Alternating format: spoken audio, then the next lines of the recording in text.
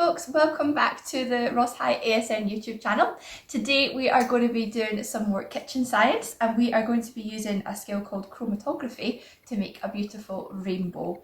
Now chromatography is a very interesting technique used in science. It's used for lots of different things. Notably it can be used in forensic science to work out whether ink matches a certain pen, and it can be also used even in things like making medicines and things like that. So it's a very important area of chemistry.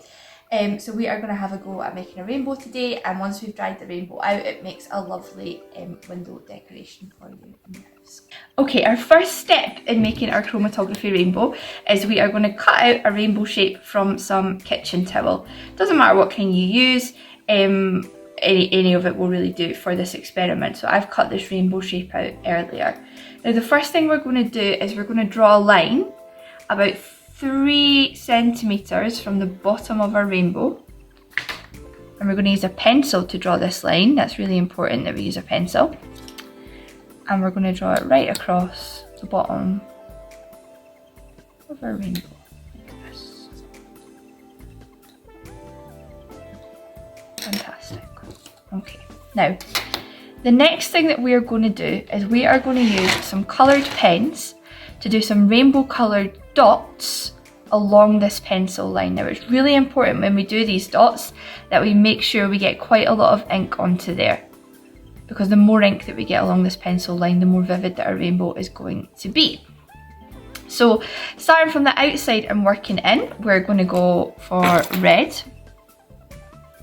So a nice strong red dot there. And then orange.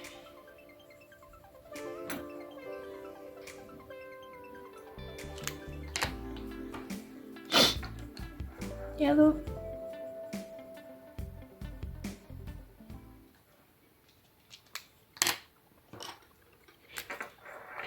Green.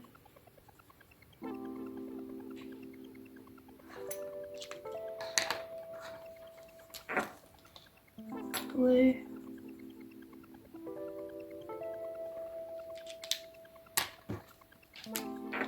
And purple. So you can see there that we've got our rainbow coloured dots going from red to orange, yellow, green, blue and purple. Now we're just going to do exactly the same thing on the other side, and again we're going to start on the outside with red and move in with the other colours.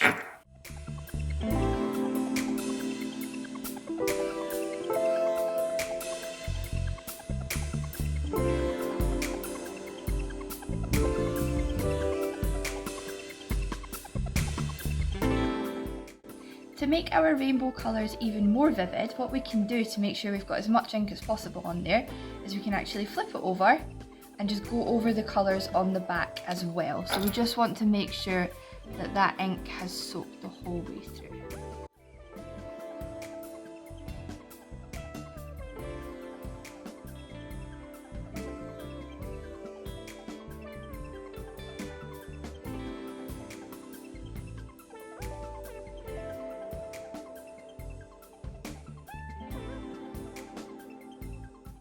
Fantastic. So the next part of our chromatography rainbow is to add some water to 2 cups or glasses. It's best if they are transparent or slightly transparent so that you can see how high up the water inside them is filled. Okay, so our pencil line, if you remember, is 3 centimeters from the bottom of our rainbow. We want our water to come up to a point slightly below that 3 centimeters. We do not want the water to come up all the way to that line. So we are going to carefully fill our cups or glasses to the point that there is about 2 centimeters depth of water in the glasses. There we go. It doesn't have to be too precise, just as long as it doesn't come up any more than 3 centimeters.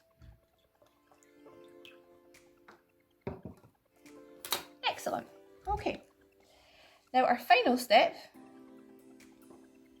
is just to pop our rainbow into our 2 cups or glasses of water. So we can hold it upright like this and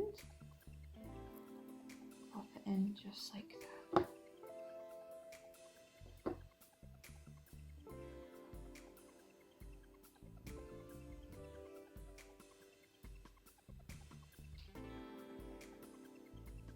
Now already what we can see within a few seconds is that the ink is starting to move with the water up our paper rainbow.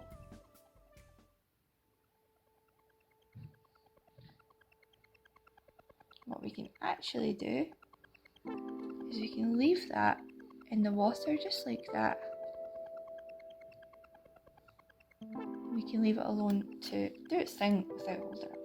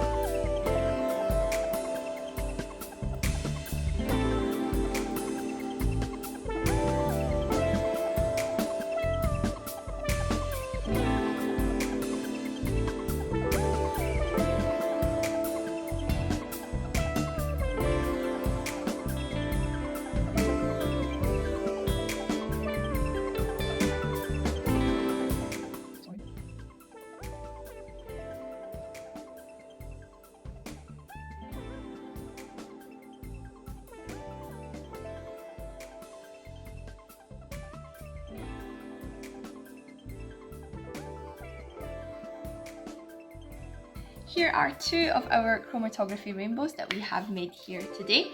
We would love to see some pictures of your work if you have a go at this at home, so please tweet them to us so that we can have a look at what everybody has been up to. Thank you for joining us for another science lesson, and we will see you soon.